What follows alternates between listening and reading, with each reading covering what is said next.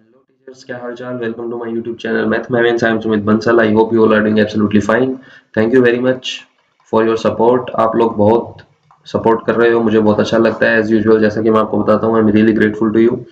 इसी सीरीज को कंटिन्यू करते हैं। आज हम हमारा नेक्स्ट चैप्टर स्टार्ट कर रहे हैं। क्लास है ये आपकी क्लास नंबर 17। चैप्टर है हमारा यहाँ पे 8। ठीक है, चैप्टर हम स्टार्ट कर रहे हैं 8 और बहुत ही इजी सा चैप्टर है और इम्पोर्टेंट है। डाइट। डाइट आप सबको पता है, फुल फॉर्म इसकी क्या होती है? District institute of education and training. Hindi में देखें तो जिला शिक्षा एवं प्रशिक्षण संस्थान। ठीक है, तो ये हो जाएगा आपका डाइट की full form, district institute of आएगा एजुकेशन एंड ट्रेनिंग। एजुकेशनल नहीं है, एजुकेशन। ठीक है, district institute of education and training, ध्यान रह जाएगा। ठीक है, स्टार्ट करते हैं क्वेश्चन, साथ साथ में डिटेल पढ़ते जाएंगे। डाइट का सर्वोच्च पदाधिकारी कौन होता है? डाइट का सर्वोच्च पदाधिकारी आपसे यहाँ पे पूछा है, तो देखो हायरार्की क्या होती है डाइट के अंदर। डाइट में क्या हायरार्की होती है सभी की मैंने आपको बताई है। आरएससीईआरटी की पढ़ी, कल हमने आईएएससी की पढ़ी, आज हम डाइट में पढ़ते हैं। देखो डाइट में जो आपकी हायरार्की है, इसमें सबसे ऊपर टॉप में जो आपके होंगे वो क्या होंगे? प्राचार्य होंगे। क्या होंगे? प्राचार्य, या कहीं कहीं आपको प्रधानाचार्य भी दिखा हुआ मिल जाएगा। ठीक है, तो इसको भी कोई कंफ्यूज नहीं होना इसके साथ। प्रधानाचार्य ये आपका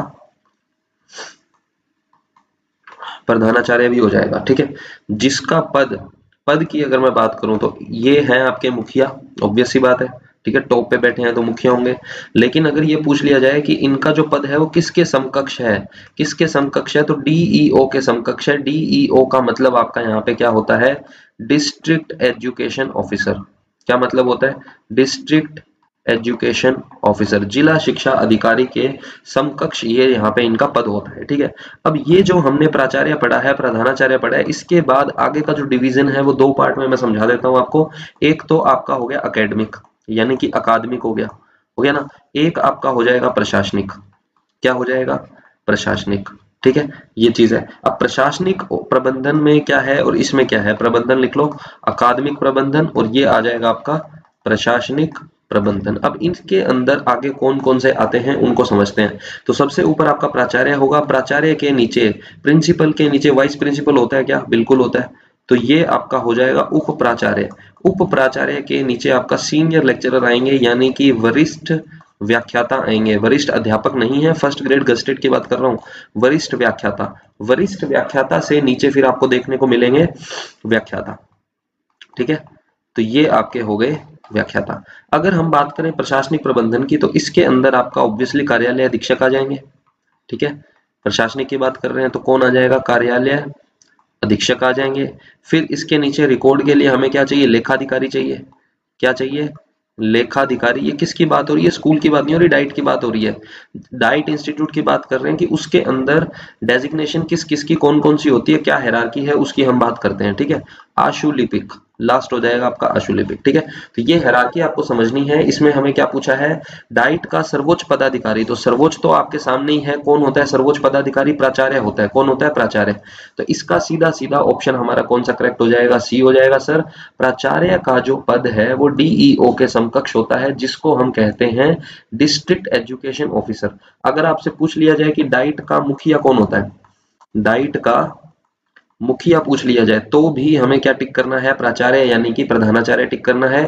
यही मुखिया होते हैं, यही आपके डीओई के समकक्ष पद होता है, यानी डिस्ट्रिक्ट एजुकेशन ऑफिसर। अकादमिक प्रबंधन और प्रशासनिक प्रबंधन दो पार्ट में मैंने इसको आगे फर्दर डिवाइड किया है। इन दोनों के लिए हेड कौन है? अपना प्रिंसिपल, प्रधानाचार्य। फिर इसके अंडर एकेडमिक की बात करें तो उप प्राचार्य आपका आ जाएगा, फिर आ जाएगा वरिष्ठ अध्यापक, और फिर आ जाएंगे आपके व्याख्याता। प्रशासनिक में आ जाएगा कार्यालय अधीक्षक, लेखाधिकारी और आशुलिपिक। ठीक है, ध्यान रह जाएगा। तो फर्स्ट का हमारा ऑप्शन सी करेक्ट हो जाता है। आगे बढ़ते हैं, नेक्स्ट क्वेश्चन। नेक्स्ट क्वेश्चन हमारा है सेकंड। ठीक है, अब जैसा कि आपको दिख रहा है कि हर स्लाइड के अंदर आपको ये देखने को मिलेगा, इजीली आपको याद हो जाएगा। ऐसे ही लास्ट वीडियो में भी किया था। District institute of education and training इसकी फुल फॉर्म है, जिसको हम जिला शिक्षा एवं प्रशिक्षण संस्थान कहते हैं। पूछा क्या है? जिले की शीर्ष अकादमिक संस्था कौन सी होती है? तो जिले की बात करते हैं तो जिले की अकादमिक संस्था टॉप मोस्ट कौन सी है? डाइट। डाइट का मतलब है district institute of education and training, ठीक है। हमने लास्ट क्लास में पढ़ा था, अगर हम सेंटर की बात करें नेशनल लेवल पे, तो IASC तो क्या हो जाएगी, राष्ट्रीय स्तर पे हो जाएगी। ये किस स्तर पे हो जाएगी, राष्ट्रीय स्तर पर आपकी संस्था हो जाएगी, ठीक है। और डाइट जो है वो आपकी जिला स्तर पर हो जाएगी, नाम ही डिस्ट्रिक्ट है, ठीक है। तो इसमें आपको, मुझे नहीं लगता कि कोई डाउट होना चाहिए। आगे बढ़ते हैं, इजी सा क्वेश्चन था, तो सेकंड का हमारा डाइट ऑप्शन ठीक हो जाएगा। नेक्स्ट क्वेश्चन पे आते हैं, थर्ड क्वेश्चन। अच्छा क्वेश्चन है, ध्यान से समझना क्या चीज है। कह रहे डाइट में कितने प्रकार के प्रशिक्षण दिए जाते हैं, कितने प्रकार की इसमें ट्रेनिंग आपको दी जाती है, कौन कौन से प्रशिक्षण है। तो ध्यान रखना, 2 टाइप के प्रशिक्षण दिए जाते हैं। कितने टाइप के, 2 टाइप के। कौन कौन से 2 टाइप हैं सर, पहला है आपका सेवा पूर्व प्रशिक्षण। कौन सा है, सेवा पूर्व। दूसरा है आपका सेवारत, या कह सकते हो सेवाकालीन, ठीक है, एक ही बात है। सेवारत प्रशिक्षण या आपका आ जाएगा सेवाकालीन प्रशिक्षण। इसको हम बोलते हैं इन सर्विस। सेवा पूर्व का मतलब क्या होता है, प्री सर्विस।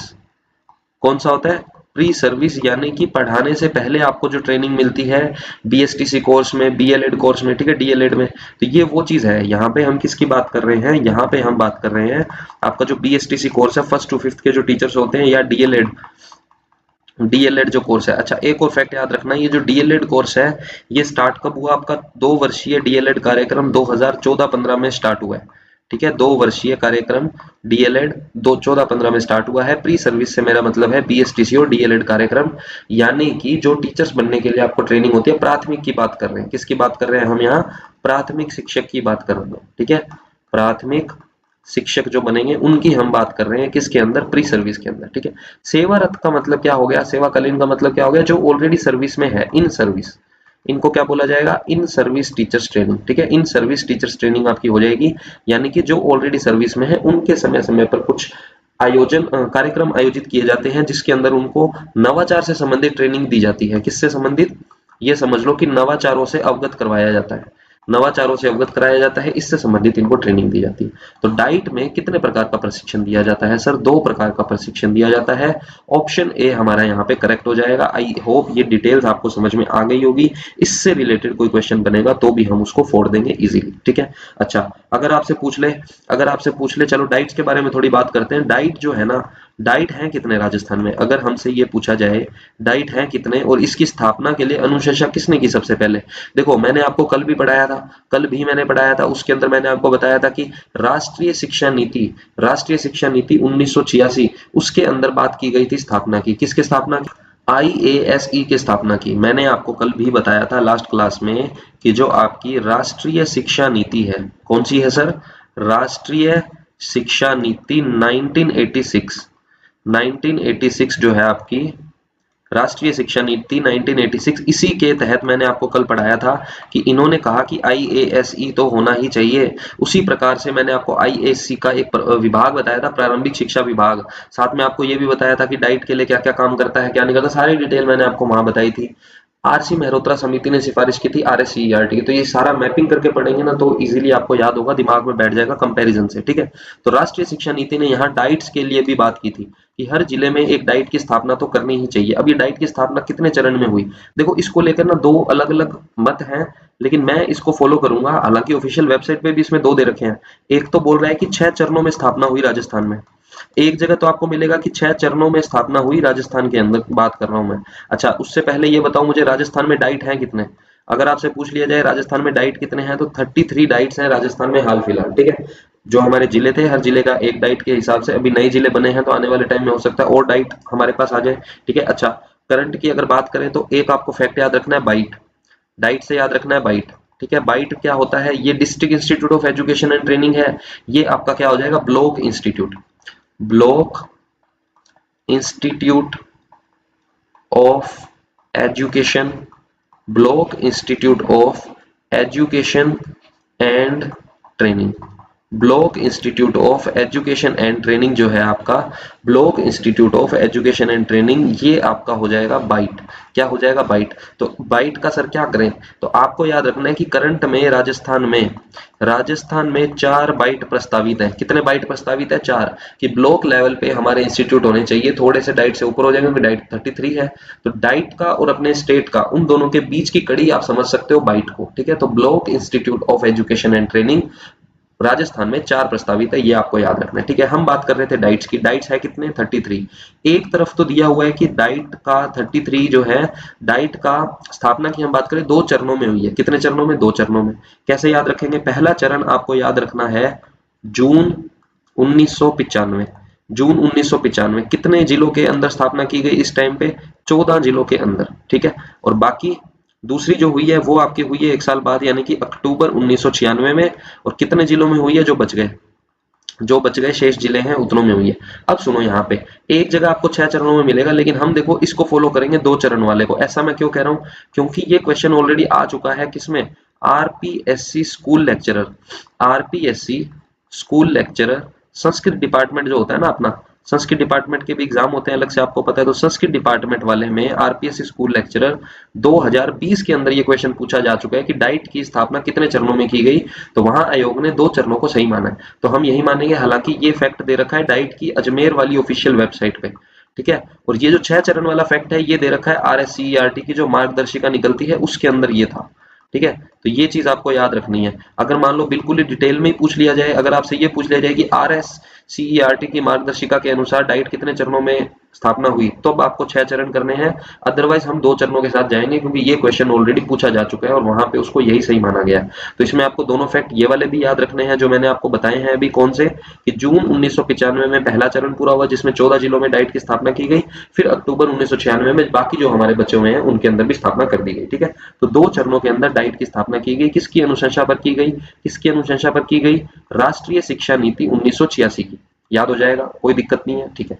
ये हमने पढ़ लिया। तो इसमें हमारा क्वेश्चन था कि डाइट में कितने प्रकार का प्रशिक्षण दिया जाता है? तो 2 प्रकार का प्रशिक्षण यहाँ पे हमारा दिया जाता है। आगे बढ़ते हैं नेक्स्ट क्वेश्चन पे। क्वेश्चन नंबर 4 देखो, अभी अभी आपको बता के हटाऊं, राजस्थान में वर्तमान में कितनी डाइट्स हैं? तो कितनी डाइट्स हैं? 33 डाइट्स हैं। कितने चरणों में स्थापना हुई? 2 चरणों में स्थापना हुई सर। कितने चरणों में? 2 चरणों में। कौन कौन से चरण आपको याद रखने हैं सर? 2 चरण याद रखने हैं। पहला है आपका जून 1995 और दूसरा है आपका अक्टूबर 1996। याद रह जाएगा, कोई चक्कर नहीं है। जिलों की संख्या पूछ ले तो 14 जिलों की स्थापना की गई पहले चरण के अंदर, पहले चरण के अंदर। दूसरा चरण आपका है अक्टूबर 1996 का, ठीक है। 2 चरणों के अंदर स्थापना की गई। किसने सिफारिश की? किसके कहने पर हुआ? राष्ट्रीय शिक्षा नीति 1986 में ये बात की गई। राष्ट्रीय शिक्षा नीति, राष्ट्रीय शिक्षा नीति 1986 में, ठीक है। तो ये हमारा क्वेश्चन था कि कितने डाइट्स हैं? तो वर्तमान में 33 डाइट्स हैं। कितने डाइट्स हैं? 33, ठीक है। आगे बढ़ते हैं नेक्स्ट क्वेश्चन पे। फिफ्थ क्वेश्चन में क्या कह रहा है? फिफ्थ क्वेश्चन में कह रहा है पिंक बुक का प्रकाशन कब हुआ? तो ये पिंक बुक क्या है पहले तो इसको समझ लेते हैं, फिर इसके प्रकाशन की हम बात करेंगे, ठीक है।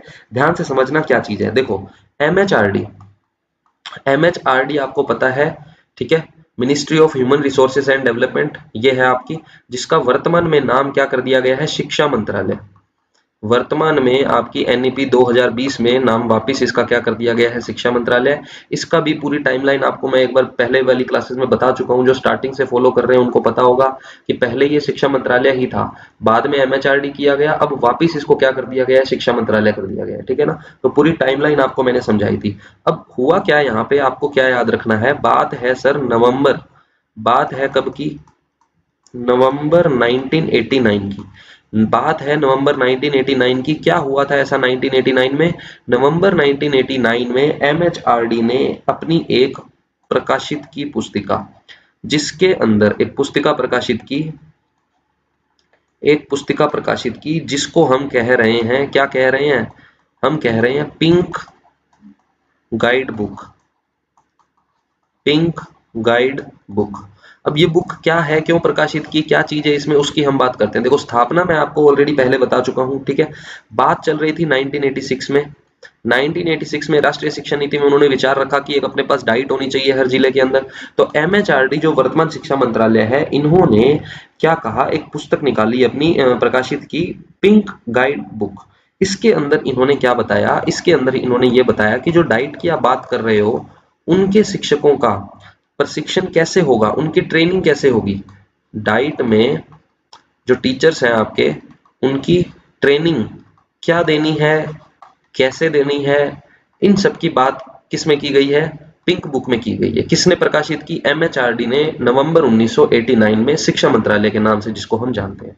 और क्या चीज है इस पिंक बुक के अंदर? आपको एक फैक्ट याद रखना है कि वैसे तो अगर हम देखें डाइट के विभाग, अगर आपसे पूछ लिया जाए कि डाइट के कितने विभाग हैं, तो आप सबको पता है कि वैसे तो विभाग कितने हैं, 8 विभाग हैं, लेकिन पिंक बुक ने इसमें कितने विभाग माने हैं? 7 विभाग माने हैं। कितने विभाग माने हैं? 7 विभाग। तो माना कौन सा नहीं है? कौन सा नहीं माना है? प्रशासन व प्रबंधन विभाग। जो आपका प्रशासन व प्रबंधन विभाग था, प्रशासन विभाग, उसको इन्होंने नहीं माना है। ठीक है, तो प्रशासन विभाग जो है आपका, उसको ये नहीं मान रहे हैं। कौन से? पिंक बुक के अंदर। तो 7 ही विभाग इन्होंने माने हैं। स्टार मैंने इसलिए लगाया क्योंकि इसको नहीं मानते। तो इन 8 के अंदर एक प्रशासन विभाग भी, बचे हुए 7 कौन से? आगे क्वेश्चन आएगा तब मैं डिटेल में बताऊंगा। तो अभी के लिए हमें क्या याद रखना है कि एमएचआरडी जो शिक्षा मंत्रालय है, नवंबर 1989 में एक पुस्तिका प्रकाशित करते हैं पिंक गाइड बुक के नाम से, जिसके अंदर इन्होंने 7 विभाग कंसीडर किए हैं। प्रशासनिक विभाग को इन्होंने नहीं माना है। डाइट में ट्रेनिंग कैसे होगी, क्या होगी, किस तरीके से देंगे, कब कब देंगे, ये सारी चीजें इन्होंने बताई है। किसके अंदर?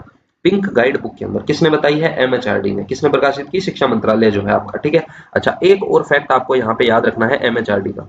एक और फैक्ट आपको यहाँ पे याद रखना है एमएचआरडी का। इन्होंने क्या कहा है? लाइट हाउस की संज्ञा दी है डाइट्स को। जो आपके डाइट्स हैं, यानी कि district institute of education and training, diets जो हैं आपके, इनको शिक्षा व प्रशिक्षण, डाइट को शिक्षा व डाइट को शिक्षा व प्रशिक्षण संस्थानों के क्षेत्र में, शिक्षा व प्रशिक्षण संस्थानों के क्षेत्र में लाइट हाउस की संज्ञा दी है। किसकी? लाइट हाउस की संज्ञा दी है। लाइट हाउस की संज्ञा दी है। किसने दी है? एमएचआरडी ने। ठीक है, याद रह जाएगा, संज्ञा दी। डाइट्स को एमएचआरडी ने लाइट हाउस की संज्ञा दी है। सीधा सीधा क्वेश्चन बन जाता है, काफी अच्छा क्वेश्चन है। ठीक है, काफी अच्छा क्वेश्चन है, सीधा सीधा स्ट्रेट फॉरवर्ड क्वेश्चन बन जाता है। अगर ऐसे क्वेश्चन आ जाए एग्जाम में तो देखो मजा ही आ जाए, है ना। तो पिंक बुक गाइड में 7 विभाग माने हैं, वैसे 8 विभाग है। प्रशासनिक विभाग को ये कंसीडर नहीं करता है। पिंक गाइड बुक के अंदर क्या है? पिंक बुक भी कह देते हैं, गाइड कहीं लिखा हुआ नहीं मिलेगा तो पिंक बुक भी लिखा हुआ मिल जाए तो परेशान नहीं होना, एक ही बात है। ठीक है, ये कोई अलग नहीं है। पिंक बुक या पिंक गाइड बुक कह दो, एक ही बात है, क्योंकि गाइड इसमें किया हुआ है कि कैसे ट्रेनिंग देनी है, क्या ट्रेनिंग देनी है, कब देनी है, किस तरीके से देनी है, कैसे क्या इंक्लूड करना है, सारी बातें इसके अंदर आराम से की गई है। ठीक है, तो हमारा यहाँ पे क्वेश्चन था पिंक बुक का प्रकाशन कब हुआ? तो पिंक बुक का प्रकाशन हुआ सर आपका नवंबर 1989, यानी कि नवंबर 1989। तो ऑप्शन हमारा यहाँ पे करेक्ट हो जाएगा 5th का ए। कोई प्रकार की दिक्कत नहीं है इसमें। आगे बढ़ते हैं 6th नंबर क्वेश्चन में हमें क्या कह रहा है, आराम से पढ़ते हैं, अच्छा क्वेश्चन है काफी।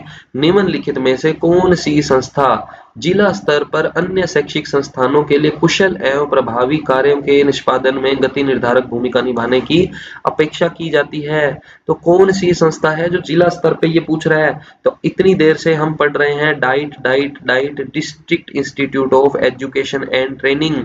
प्रभावी और कुशल योजनाओं का निष्पादन कौन करेगा? नॉर्मल सी बात है, डाइट करेगा। तो इसमें कोई कंफ्यूजन आपको नहीं होनी चाहिए। तो डाइट इसका ऑप्शन करेक्ट है। IASC, BSER, SIART नहीं। ठीक है, इन सब के काम मैं आपको बता चुका हूं। एक अकेला BSER बचा है, वो आगे हम चैप्टर में करेंगे। इसके बाद 2 चैप्टर्स ये ऑलरेडी मैं आपको बता चुका हूँ। RSCERT के क्या काम है, IASC के क्या काम है, दोबारा डिस्कस करने की नीड मुझे नहीं लगता यहाँ पे है एटलीस्ट। 7th क्वेश्चन पे आते हैं, क्या कहना चाह रहे हैं 7th क्वेश्चन पे पढ़ते हैं। कह रहा है कि निम्नलिखित में से कौन सा डाइट का उद्देश्य नहीं है? कौन सा उद्देश्य डाइट का नहीं है? तो पहले तो हम ये देख लेते हैं कि डाइट के उद्देश्य है कौन कौन से, फिर बात करेंगे कि कौन सा उद्देश्य नहीं है। ठीक है, चलो तो डाइट के उद्देश्य हम समझ लेते हैं। यहाँ पे डाइट के उद्देश्य, डाइट के कार्य, हेडिंग लगा लेते हैं आपका, डाइट के कार्य। ठीक है, ये हमारी हेडिंग हो गई सर, डाइट के कार्य हम पढ़ रहे हैं। ठीक है, पहला कार्य देखते हैं डाइट का, सारे लाइन से देख लेंगे हम। ठीक है, पहला क्या कह रहा है, डाइट का सबसे पहले तो काम है कि शैक्षिक दृष्टि से जो पिछड़े हुए हैं जिले, शैक्षिक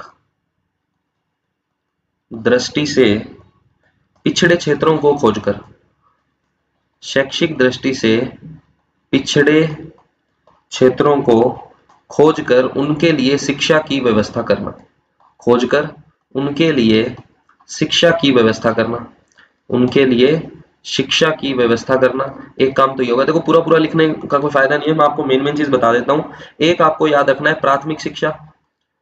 प्राथमिक शिक्षा का काम भी किसका है? डाइट का है। अनौपचारिक शिक्षा, इनफॉर्मल एजुकेशन जो होती है, अनौपचारिक शिक्षा, ठीक है। सीधा सीधा क्वेश्चन बन जाता है, निम्न में से कौन सी शिक्षा डाइट के द्वारा नहीं प्रदान की जाती? तो उसमें चार ऑप्शन आ जाएंगे, प्राथमिक शिक्षा, ठीक है, हायर आपकी सीनियर सेकेंडरी शिक्षा आ जाएगी, ठीक है, उच्च माध्यमिक शिक्षा, प्राथमिक शिक्षा, अनौपचारिक शिक्षा, और एक आपका ऑप्शन आ जाएगा प्रौढ़ शिक्षा। तो ये तीनों तो दी जाती है डाइट के द्वारा, उच्च माध्यमिक शिक्षा का काम डाइट का नहीं है, ठीक है। तो प्राथमिक शिक्षा, अनौपचारिक शिक्षा, प्रौढ़ शिक्षा। किसी को डाउट है प्रौढ़ शिक्षा क्या होती है? बाकी तो आपको पता ही है, अनौपचारिक इनफॉर्मल एजुकेशन और एलिमेंट्री एजुकेशन क्या होती है। देखो प्रौढ़ शिक्षा वो है, मान लो जैसे मान लो कोई 35 एज का आदमी है, ठीक है, कोई 35 उम्र का आदमी है जिसकी एक सिस्टमेटिक वे से शिक्षा नहीं हुई है, लेकिन इनको पकड़ के शिक्षित करेंगे हम, क्योंकि एक तो हमें साक्षरता अच्छी करनी है, एक तो हमें साक्षरता अच्छी करनी है, एक अगर ये आदमी थोड़ा सा पढ़ लिख जाएगा तो ये अपने कार्य में कुशल हो जाएगा, ठीक है, थोड़ी सी कार्य कुशलता आएगी, अच्छी स्टैंडर्ड ऑफ लिविंग आएगा। तो कहने का मतलब ऐसे लोग जो शिक्षा से किसी कारण से वंचित रह गए हैं, उनको शिक्षा दी जाती है। तो ये प्रौढ़ शिक्षा के अंदर आपका आता है। कौन करता है ये काम? डाइट के अंदर आता है, ठीक है। तो प्रारंभिक शिक्षा, प्राथमिक शिक्षा आपकी, अनौपचारिक शिक्षा और प्रौढ़ शिक्षा, ये तीनों ही डिपार्टमेंट आपके किसके अंदर आएंगे? डाइट के कामों में आएंगे, ठीक है, डिपार्टमेंट नहीं, कामों में, डाइट के कार्यक्रमों में आएंगे। जिला स्तरीय आपके हो ही गए। फिर उसके बाद दो प्रकार का प्रशिक्षण ये देता है, मैंने आपको बता ही दिया कौन कौन सा। एक तो आपका आता है सर सेवापूर्ण प्रशिक्षण, सेवा पूर्व प्रशिक्षण। एक आपका आता है सेवाकालीन प्रशिक्षण, ठीक है, सेवा से पहले और सेवा के साथ साथ में, ठीक है, बाद में नहीं, सेवा के साथ साथ में। अनुसंधान करने का काम, प्रारंभिक स्तर पर जो जो आपको अनुसंधान चाहिए प्राथमिक स्तर पर बच्चों के लिए, उन सबका काम भी डाइट करेगा।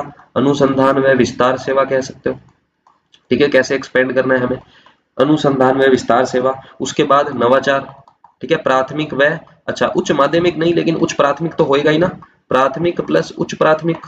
उच्च प्राथमिक का मतलब हो गया आपका 6 to 8, तो 1 to 8 के अंदर ही आएगा ये तो। प्राथमिक प्लस उच्च प्राथमिक के लिए नवाचार, नवाचारों को बढ़ाना, ठीक है, नवाचारों से अवगत कराना, टीचर्स की ट्रेनिंग करना, यही तो काम है ना, उनको नई नई चीजों से अवगत करवाना जो उनको नहीं पता है, यही तो काम है। और उसके बाद अच्छा मोस्ट इंपोर्टेंट, क्लास 5th से 8th तक परीक्षा का आयोजन करवाना, क्लास 5th से 8th तक परीक्षा का आयोजन करवाना। अब इसके अंदर क्या फंडा है, ध्यान से समझना। इसके अंदर एक फैक्ट आपको बताता हूँ, ध्यान से समझना। आपको पता है कि 5th आपकी बोर्ड की, 8th आपकी बोर्ड की, ठीक है, 8th तो है ही ऐच्छिक, तो ये दोनों आपकी बोर्ड की जो परीक्षाएं हैं, ये दोनों भी कौन करवाएगा?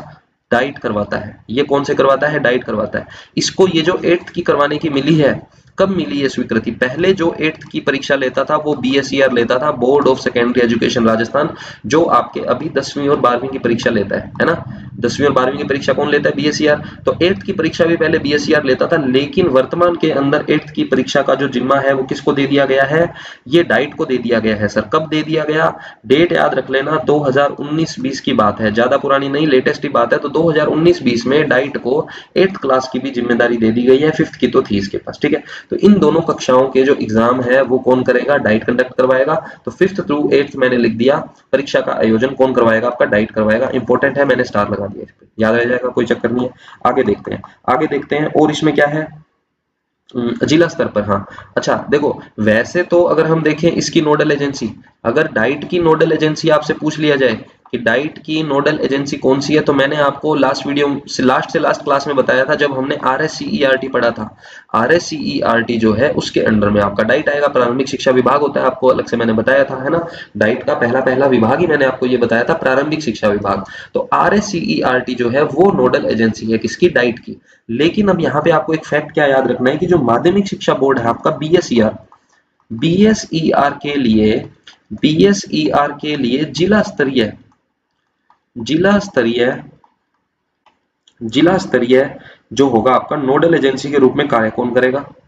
जिला स्तरीय नोडल एजेंसी, BSER के लिए जिला स्तरीय नोडल एजेंसी का काम कौन करता है? सर डाइट करता है। क्या इस बात में कोई डाउट है? जिला स्तरीय नोडल एजेंसी का काम डाइट करता है, किसके लिए? BSER के लिए। माध्यमिक शिक्षा बोर्ड की जिला स्तरीय नोडल एजेंसी के रूप में कौन काम करता है? डाइट। कोई दिक्कत इसमें? एक लास्ट फैक्ट और बताता हूँ, एक लास्ट फैक्ट और बताता हूँ, यहाँ पे लिख लेना, ऐड कर लेना 8th की जो परीक्षाओं का मूल्यांकन है। अब परीक्षाएं तो ले ली, इनका मूल्यांकन कौन करवाएगा? मूल्यांकन भी, मूल्यांकन करवाना, इन परीक्षाओं का मूल्यांकन करवाना भी किसका काम होगा? डाइट का ही तो होगा, डाइट का ही तो होगा। कोई दिक्कत इसमें? रिपीट करता हूँ, फटाफट समझना। शैक्षिक दृष्टि से जो पिछड़े क्षेत्र हैं उनको खोज के उनके लिए शिक्षा की व्यवस्था करना, प्राथमिक शिक्षा, अनौपचारिक शिक्षा, प्रौढ़ शिक्षा जो आपको बताया मैंने, लोग वंचित रह गए हैं उनको पकड़ के भाई साहब एजुकेट करना, सेवा पूर्व यानी कि प्री सर्विस, इन सर्विस, दोनों ही प्रकार की शिक्षा किसके द्वारा दी जाएगी? डाइट के द्वारा दी जाएगी। प्राथमिक शिक्षा की हम बात कर रहे हैं, इसमें किसकी बात कर रहे हैं? ये प्राथमिक शिक्षा की बात हो रही है, सेवा पूर्व और सेवा कालीन, ठीक है। उसके बाद अनुसंधान और विस्तार, ऑब्वियस सी बात है, प्राथमिक और उच्च प्राथमिक के अंदर नवाचारों को बढ़ावा देना। 5th से 8th की परीक्षा का आयोजन करवाना, ये आपके लिए फैक्ट इंपॉर्टेंट है। 5th से 8th की परीक्षा का आयोजन करवाना, जहां पे डाइट को 8th क्लास की जो परमिशन दी गई है 2019-20 में दी गई है, उससे पहले बीएससीआर कंडक्ट करवाता था। इन परीक्षाओं का मूल्यांकन करवाना भी डाइट के अधिकार क्षेत्र में आता है, ठीक है। और बीएससीआर के लिए जिला स्तरीय नोडल एजेंसी आपको मैंने बताई दिया डाइट है। हमारा अब यहाँ पे क्वेश्चन क्या है उसको हम पढ़ लेते हैं, उसको हम पढ़ लेते हैं। पहला क्वेश्चन देखो, हमें इसमें ऑप्शन क्या कह रहा है, पूछा था कौन से डाइट के उद्देश्य नहीं है। तो कौन कौन से उद्देश्य हैं पहले हम उसकी बात कर लेते हैं, फिर देखेंगे कि कौन सा नहीं है। प्रारंभिक शिक्षा के सेवारत शिक्षकों के प्रशिक्षण का आयोजन करवाना, बिल्कुल सही बात है, ये तो इसका उद्देश्य है। सेवारत शिक्षक यानी कि जो ऑलरेडी काम कर रहे हैं उनके लिए प्रशिक्षण का आयोजन करवाना, बिल्कुल सही बात है। स्कूलों में दीक्षा राइज कार्यक्रम का संचालन करवाना, जी नहीं, ये काम किसका नहीं है? डाइट का नहीं है। दीक्षा राइज ऐप जो है आपका निष्ठा कार्यक्रम इसके द्वारा संचालित किया जाता है। ये सारी चीज मैं आपको यहाँ पे अभी नहीं बताऊंगा क्योंकि हमारा इसका पूरा चैप्टर है, इसका हमारा पूरा चैप्टर है दीक्षा राइज के ऊपर, वहां आपको डिटेल में सारी चीज बताऊंगा, कौन करता है, कैसे करता है, किसके अधिकार में आता है, क्या एजेंसी है, कितने विभाग है, सारी डिटेल में आपको बताऊंगा। ये बेसिकली एक ऐप है, ये बेसिकली आपको पता होगा एक ऐप है, ठीक है। इसके अंदर टीचर्स की ट्रेनिंग किस प्रकार से होती है, किन किन की होती है, सारी चीज आपको बताऊंगा, क्या फुल फॉर्म है, अभी हम डिस्कस नहीं करेंगे, अवॉइड करेंगे इसे, ठीक है। आगे देखते हैं आगे वाले ऑप्शन क्यों सही है। क्रियात्मक अनुसंधान तो आपको बता ही दिया, शोध कार्य तो चलेगा। शिक्षा प्रौद्योगिकी और कार्य अनुभव के लिए कार्यशालाओं का आयोजन, बिल्कुल सही बात है। वर्क एक्सपीरियंस और शैक्षिक प्रौद्योगिकी, एजुकेशनल टेक्नोलॉजी, ये दोनों तो आपके इसके विभाग में ही आते हैं, आगे क्वेश्चन आएगा वहां विभाग भी बताऊंगा, ठीक है। तो इसके अंदर कहने का मतलब कौन सा उद्देश्य नहीं है? दीक्षा राइज कार्यक्रम का संचालन करना इसका उद्देश्य नहीं है। आगे देखते हैं, नेक्स्ट क्वेश्चन हमारा क्या है। 8th क्वेश्चन में पूछ रहा है कि किस वर्ष, ये मैं आपको ऑलरेडी बता चुका हूं, स्टैटिक क्वेश्चन है, किस वर्ष में राजस्थान के 14 जिलों के प्रथम चरण के अंतर्गत डाइट की स्थापना की गई। तो मैंने आपको बताया था डाइट की स्थापना के लिए कार्य किसने किया, किसमें बात की गई है? राष्ट्रीय शिक्षा नीति, कब बात की गई? राष्ट्रीय शिक्षा नीति 1986 में, ठीक है, बिल्कुल सही है। उसके बाद 2 चरणों के अंदर इसकी स्थापना की गई, जैसा कि क्वेश्चन हमने पहले भी डिस्कस किया था कि अगर आपको आरएससीआरटी के हिसाब से पूछ ले तो 6 कर देंगे, अदरवाइज 2 वाला हमारा सही है, ठीक है। ये 2 चरण कौन कौन से थे इसकी बात करते हैं। पहला चरण आपका था जून, ये आपका हो जाएगा सर जून 1995, और जो दूसरा चरण है आपका वो हो जाएगा अक्टूबर 1996, ठीक है। तो फर्स्ट फेज की बात करें जिसके अंदर 14 जिलों की अंदर डाइट की स्थापना की गई, वो था आपका जून 1995। तो जून ये रहा 1995, सीधा सीधा क्वेश्चन है, याद रह जाएगा, कोई चक्कर वाली बात नहीं है। तो जून 1995 हमारा यहाँ पे करेक्ट आंसर हो जाएगा किसका? 8th क्वेश्चन का। आगे बढ़ते हैं question number 9th। Question number 9th में हमें क्या कह रहा है, देखते हैं। SIERT उदयपुर द्वारा किए गए डाइट रैंकिंग 2017 के अनुसार निम्नांकित में से कौन सा डाइट प्रथम स्थान पर है? देखो वैसे तो ये क्वेश्चन करने का फायदा नहीं है, देखो ये मैंने बोला था हटाने के लिए, गलत डाल दिया। 2017 देखो ये उस टाइम के हिसाब से करंट में क्वेश्चन आया हुआ है, ठीक है। तो 18 की जो परीक्षा थी आपकी स्कूल व्याख्याता की, उसके अंदर ये क्वेश्चन था, तो उन्होंने करंट के हिसाब से पूछ लिया कि लेटेस्ट रैंकिंग उस टाइम पिछले साल आई थी 2017 में, तो इन्होंने उस हिसाब से पूछ लिया कि कौन सी मान लो प्रथम स्थान है। तो इसका था वैसे किसका? नागौर का था इसमें प्रथम स्थान डाइट का, बट अभी के हिसाब से ये क्वेश्चन इंपॉर्टेंट नहीं है। वैसे अगर 17 के हिसाब से देखें तो इसके अंदर आपका कौन सा था? डाइट नागौर वाला था। किसी का कोई दिक्कत इसमें? ठीक है, 9th का ये था। अभी जो लेटेस्ट देखी थी मैंने वो थी आपकी 19 जुलाई, अभी लेटेस्ट आ गई हो तो मुझे पता नहीं, मैं देख के आपको अपडेट दे दूंगा। लास्ट जो मैंने देखी थी वो देखी थी 19 जुलाई 2021 की। 19 जुलाई 2021 की जो डाइट रैंकिंग्स आई थी उसमें टॉप 3 पर कौन थे उनकी हम बात कर लेते हैं। अगर लेटेस्ट के प्रस्पेक्ट में पूछेगा तो इससे क्वेश्चन बनेगा, तो ये हम डिस्कस कर लेते हैं। फर्स्ट नंबर पे आपका था सर जयपुर, कौन सा था? जयपुर था। सेकंड नंबर पे आपका कौन सा था? चूरू। थर्ड नंबर पे आपका हनुमानगढ़, कौन सा था? हनुमानगढ़ था, ठीक है। तो टॉप 3 की अगर बात करें, सबसे टॉप पर कौन था 19 जुलाई 2021 पर? क्या बात कर रहे हैं? डाइट्स की रैंकिंग की बात कर रहे हैं कि कौन सा जिला प्रथम था। रैंकिंग बात कर रहे हैं डाइट्स की, डाइट की जो रैंकिंग है उसकी हम बात कर रहे हैं। 19 जुलाई 2021 के अंदर जो पब्लिश हुआ था उसके द्वारा आपका उसके अंदर आपका कौन सा है? फर्स्ट जयपुर है, सेकंड आपका चुरू है, थर्ड आपका हनुमानगढ़ है। ठीक है, अभी लेटेस्ट वाली आप भी सर्च कर लेना, मैं भी सर्च कर लूंगा। मुझे जैसे अगर कोई पीडीएफ मिलती है लेटेस्ट रैंकिंग की तो वो मैं आपके साथ टेलीग्राम पे शेयर कर दूंगा, या फिर वो हम करंट के अंदर डिस्कस कर लेंगे जब हम पढ़ेंगे। ठीक है, ऐसी कोई खास बात नहीं है। लास्ट के अंदर एक मेरी प्लानिंग है कि करंट से रिलेटेड इन सारे टॉपिक्स के जो जो कुछ भी चेंजेस हुए हैं, कुछ नया ऐड हुआ है, हटा है, तो वो सारा आपको उसमें बता दूंगा। अभी के लिए हम इसको रखते हैं ऐसे ही। ठीक है, उसके अलावा ये तो टॉप 3 हो गए, ये तो आपके टॉप 3 हो गए। टॉप 3 के साथ साथ हमें बॉटम 3 भी याद होने चाहिए कि सबसे लास्ट कौन आया है। तो बॉटम 3 की अगर हम बात करें तो रैंकिंग देख लेते हैं 31, क्योंकि अपने पास 33 डाइट है, मैंने आपको बताया था। तो लास्ट स्थान जिसका आया है वो है सर आपका प्रतापगढ़। कौन सा है? प्रतापगढ़। 32 नंबर पे जो है आपका वो है धौलपुर, वो है आपका धौलपुर, और ये है आपका कोटा। ठीक है, अब किसी को लगेगा कि सर कोटा कैसे आ गया इसमें? कोटा में तो बहुत अच्छी एजुकेशन है, एजुकेशन का हब है। हम एजुकेशन के हिसाब से, साक्षरता के हिसाब से बात नहीं कर रहे। वो जनगणना में आपने अलग चीज पढ़ी है कि साक्षरता के अंदर हम बात करते हैं। ये रैंकिंग डाइट की है कि कोटा के अंदर जो डाइट है उसकी क्या परफॉर्मेंस है प्राथमिक शिक्षा को लेके। ठीक है ना, तो उसकी रैंकिंग की हम बात कर रहे हैं। शिक्षा के अंदर तो ऑफकोर्स कोटा है, ठीक है ना, 31 पे नहीं है कोटा, वो तो आपको भी पता है टॉप 3 में रहता ही है। तो कोटा यहाँ पे 31 पे इसलिए आ रहा है क्योंकि ये डाइट्स की बात हो रही है कि जो कोटा में डाइट है वो कैसा परफॉर्म कर रहा है, उसकी ये बात हो रही है। ठीक है, तो इसका वैसे डाइट नागौर था, जिसकी कोई खास इंपॉर्टेंस है नहीं क्वेश्चन में। 21 के लिए पूछ ले आपसे तो ये रैंकिंग्स आप याद रख सकते हो, अच्छा क्वेश्चन बनेगा अगर इससे बनता है तो, है ना। आगे बढ़ते हैं 10th नंबर क्वेश्चन में। क्या पूछ रहे हैं 10th में? 10th में कह रहा है कि डाइट का पूरा नाम बताइए। तो ये तो बहुत ही इजी सा क्वेश्चन है, आपके सामने लिखा हुआ है जिला शिक्षा एवं प्रशिक्षण संस्थान। तो शिक्षा की जगह यहाँ शिक्षण लिखा हुआ है, कोई चक्कर नहीं है, यही मैच हो रहा है तो यही ठीक हो जाएगा। 10th का ऑप्शन सी।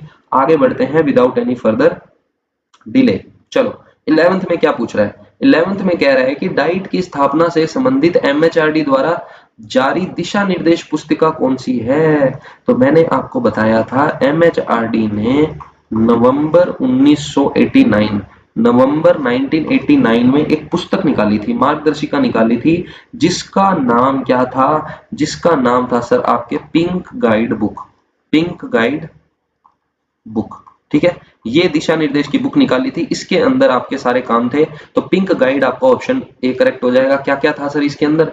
इसके अंदर डाइट के कर्मचारियों को कैसे ट्रेनिंग देनी है, टीचर्स को सॉरी कैसे ट्रेनिंग देनी है, कब देनी है, किस तरीके से देनी है, नवाचार को कैसे इंक्लूड करना है, ये सारी चीजें जो थी उससे रिलेटेड इसमें प्लानिंग थी। पिंक बुक के अंदर इन्होंने 7 विभाग ही माने हैं, ये बात भी हमें याद रखनी है। ठीक है, आगे बढ़ते हैं 12 नंबर क्वेश्चन में। क्या पूछ रहा है हमसे? 12 में कह रहा है कि डाइट द्वारा सेवाकालीन प्रशिक्षण किसको नहीं दिया जाता है? सेवाकालीन प्रशिक्षण यानी इन सर्विस, सर्विस में रहते हुए किन को प्रशिक्षण नहीं दिया जाता? तो पहले दिया किसको जाता है वो पढ़ लेते हैं। क्या प्रथम लेवल के अध्यापक को प्रशिक्षण दिया जाता है? बिल्कुल सही है। प्रथम लेवल आपका हो गया 1st to 5th क्लास के जो टीचर्स हैं। ठीक है, द्वितीय लेवल हो गया आपका 6 to 8 क्लास के जो टीचर्स हैं, उनके लिए बिल्कुल प्रशिक्षण दिया जाता है, प्राथमिक में ही आ गया। प्रारंभिक शिक्षा के संस्था प्रधान को बिल्कुल दिया जाएगा। ये प्रिंसिपल नहीं है, अगर यहाँ प्रिंसिपल होता तो मैं नहीं करता, ये प्रारंभिक शिक्षा का है, मतलब 1st to 5th का जो स्कूल है उसका संस्था प्रधान है, तो उसको भी तो प्रशिक्षण यही देंगे, और कौन देंगे? लेकिन स्कूल प्राचार्यों को प्रशिक्षण ये नहीं देते। मैंने आपको लास्ट क्लास में बताया था, जहां हमने डिस्कस किया था कि अगर आपके पास आ जाए व्याख्याता, अगर आपके पास आ जाए स्कूल प्राचार्य, ठीक है, या आपके पास आ जाए वरिष्ठ अध्यापक, तो इन सब की ट्रेनिंग जो है वो कौन करवाता है? IASE करवाता है, जिसमें से प्राचार्यों की ट्रेनिंग इसी का एक विभाग है, योजना विभाग, इसी का एक विभाग है शैक्षिक योजना विभाग, वो करवाता है। और इनकी ट्रेनिंग कौन करवाता है? सेवारत शिक्षा व प्रसार विभाग करवाता है। ये चीज हमने अच्छे से पढ़ी थी, इसमें कोई डाउट मुझे नहीं लगता आपको होना चाहिए। तो स्कूल के प्राचार्यों की ट्रेनिंग जो है वो तो योजना विभाग करवाता है IASE का, ना कि डाइट करवाता है। डाइट तो इनकी ट्रेनिंग करवाता है। तो ऑप्शन डी हमारा यहाँ पे करेक्ट हो जाएगा। आगे बढ़ते हैं, नेक्स्ट क्वेश्चन है हमारा क्वेश्चन नंबर 13 कि डाइट में कितने विभाग हैं? अब देखो ये क्वेश्चन आ गया, ठीक है, डाइट में कितने विभाग है? तो देखो मैं आपको सारी चीजें बता देता हूँ। इसने सीधा सीधा पूछा कितने विभाग हैं, तो सर विभाग तो 8 हैं। डाइट में विभाग तो कितने हैं? 8 हैं। अभी ये किसी सर ने कमेंट किया था कि सर आपने जो कल वीडियो बताई है IASC वाली, उसके अंदर आपने 8 विभाग बताए हैं जबकि 7 ही हैं। तो देखो मैंने आपको बताया है 8 विभाग है, जिसमें से एक प्रशासनिक है, एक आपका कौन सा है? प्रशासनिक है, और और जो बाकी के 7 हैं वो आपके कौन से हैं, अकादमिक हैं। ठीक है, दोनों का कंट्रोल भी बताया था कि अकादमिक का कंट्रोल कौन करता है, कॉलेज शिक्षा निदेशालय जयपुर करता है, इसका कंट्रोल कौन करता है, माध्यमिक शिक्षा निदेशालय बीकानेर करता है। ठीक है, तो ये सारी चीजें मैं आपको बता चुका हूँ वहां पे। अब यहाँ भी ना वही फंडा है, इन 8 में से अगर आपसे पूछ ले प्रशासनिक कितने हैं और अकादमिक कितने हैं, तो प्रशासनिक की अगर मैं बात करूं तो प्रशासनिक विभाग तो एक है, अकादमिक की अगर बात करें एकेडमिक कितने हैं डिपार्टमेंट, तो 7 हैं। कितने विभाग हैं सर, 7 हैं। कौन कौन से हैं क्या है उसकी मैं डिटेल में आपको अभी बात बताऊंगा सारी। अभी एक बार यहाँ पे देखते हैं हम कि क्या चीज मैं बता रहा हूँ। अच्छा, अगर आपसे पूछ ले कितने विभाग हैं तो सर 8 विभाग हैं। अगर आपसे पूछ ले अकादमिक विभाग कितने हैं तो 7 हैं। प्रशासनिक कितने हैं, 1 है। 3 तरीके से क्वेश्चन बन सकता है। एक तो आपसे पूछ सकता है अकादमिक विभाग कितने हैं, डाइट के अकादमिक विभाग कितने हैं तो सर 7 हैं। विभाग कितने हैं, कुल विभाग कितने हैं, 8 हैं। पिंक गाइड बुक के अनुसार कितने हैं, पिंक बुक के अनुसार विभाग कितने हैं तो 7 है। तो इस तरीके से क्वेश्चन बन सकता है, डिपेंड करेगा क्वेश्चन उसने फ्रेम कैसे किया है। ठीक है, तो यहाँ तो सीधा सीधा पूछा हुआ कितने विभाग है तो सर 8 विभाग है। डाइट के कितने विभाग है, 8 है। अगर पूछता अकादमिक विभाग कितने हैं तो हम बताते 7 है। अगर पूछता पिंक बुक के अनुसार कितने विभाग है तो बताते 7 है। आगे मैंने इंक्लूड किए हैं ये क्वेश्चन, आपको पता चलेगा उसमें। ठीक है, अभी के लिए हम पढ़ते हैं कि कौन कौन से इसके बाकी जो बचे हुए 7 विभाग है वो कौन से हैं। प्रशासनिक विभाग को पिंक बुक एक्सेप्ट नहीं करता है, मतलब इंक्लूड नहीं करता है, अपने 7 विभाग अलग मानता है। ठीक है, अब ये 7 विभाग कौन से हैं, ये तो कॉमन ही है सबके लिए, ये तो कॉमन ही है, चाहे आप मानो चाहे नहीं मानो। 3, 4, 5, 6 एंड 7 कौन कौन से विभाग हैं इनकी चलो हम बात कर लेते हैं। सबसे पहला विभाग आपका PSTE, कौन सा है, PSTE। दूसरा हो जाएगा P&M, PSTC प्री सर्विस हो गया। इन सर्विस हो जाएगा IFIC। ठीक है, IFIC हो जाएगा। इनकी फुल फॉर्म भी बताऊंगा, डिटेल में सारी चीज बताऊंगा, कोई दिक्कत नहीं है। फिर आपका हो जाएगा ये मैनेजमेंट करिकुलम वाला CMDD, गलत लिख दिया मैंने ना, गलत लिख दिया मैंने, करिकुलम मटेरियल होता है तो CM हो जाएगा। एक मिनट, CMDE डेवलपमेंट इवेल्युएशन, हाँ ठीक है, CMDE हो जाएगा। फिर आपका DRU हो जाएगा। फिर आपके लास्ट दो जो हमने अभी डिस्कस किए भी थे ET और WE आ जाएगा। ये 7 विभाग। अब देखो इसकी कोई ट्रिक व्रिक बनाएंगे, फालतू इतनी ट्रिक्स भी नहीं याद रहती है ना, तो ये विभाग बस आप 2 बार पढ़ लोगे तो आपको याद हो जाएंगे। मुझे नहीं लगता कि यहाँ कोई अननेसेसरी ट्रिक की जरूरत है, जबरदस्ती मैं ट्रिक किसी भी जगह पे नहीं घुसाता हूँ। ठीक है ना, तो PSTE का फुल फॉर्म आपका हो जाएगा pre service teachers education, pre service teacher education. ये आपकी फुल फॉर्म हो जाएगी सर किसकी, PSTE की, pre service teacher education, PSTE। P&M आपका पता ही आपको, planning and management, planning and management. Hindi में भी बता दूंगा, कोई चक्कर नहीं है, इंग्लिश में थोड़ा ठीक रहता है फुल फॉर्म को याद करना, है ना, आप सबने भी फील किया होगा। Planning and management. IFSC अब क्या है, IFIC अब क्या है, थोड़ा सा स्पेस हम बना लेते हैं, कोई चक्कर नहीं है। IFIC आपका होता है इन सर्विस प्रोग्राम। आई से हो गया इन सर्विस प्रोग्राम, आई का मतलब हो गया इन सर्विस प्रोग्राम। एफ का मतलब हो गया field interaction, field interaction and innovation, field interaction and innovation. और सी का मतलब हो गया कोऑर्डिनेशन। ठीक है, यहां लिख रहा हूं ऊपर कोऑर्डिनेशन, तो ये आपको याद रखना है। ठीक है, उसके बाद आपका आ गया CMDE। CMDE आपका हो जाएगा करिकुलम मटेरियल, करिकुलम